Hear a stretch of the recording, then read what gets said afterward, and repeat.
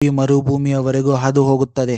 ಈ ಗೋಡೆಯು ಡ್ರ್ಯಾಗನ್ ರೀತಿಯೇ ಪರ್ವತಗಳನ್ನು ದಾಟಿ ಕಣಿವೆಗಳು, ಮರುಭೂಮಿ, ನದಿಗಳನ್ನು ದಾಟುತ್ತದೆ. ನಮ್ಮ ಭಾರತದ ಹಿಮಾಲಯ ಹೇಗೆ ನಮ್ಮನ್ನು ಅತಿಯಾದ ಶೀತಗಾಳಿಯಿಂದ, ಶತ್ರುಗಳಿಂದ ರಕ್ಷಣೆ ನೀಡುತ್ತದೆಯೋ ಅದೇ ರೀತಿ ಈ ಮಹಾಗೋಡೆ ಚೀನಾದ ಗಡಿಯನ್ನು ಕೋಟೆಯಂತೆ ರಕ್ಷಿಸಿತ್ತು.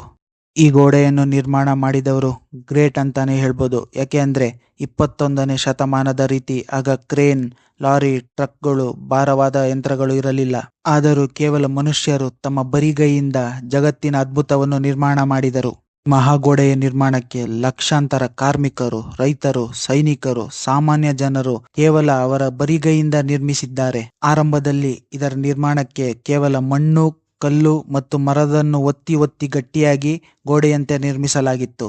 ಇದರ ನಿರ್ಮಾಣ ಅಂದುಕೊಂಡಷ್ಟು ಸುಲಭವಾಗಿರಲಿಲ್ಲ. ಕಠಿಣ ಸಂದರ್ಭದಲ್ಲಿ ಕೆಲಸ ಮಾಡಬೇಕಾಗಿತ್ತು. ಮರುಭೂಮಿಯ ಉರಿಬಿಸಿಲು, ಪರ್ವತಗಳ ಶೀತಗಾಳಿ,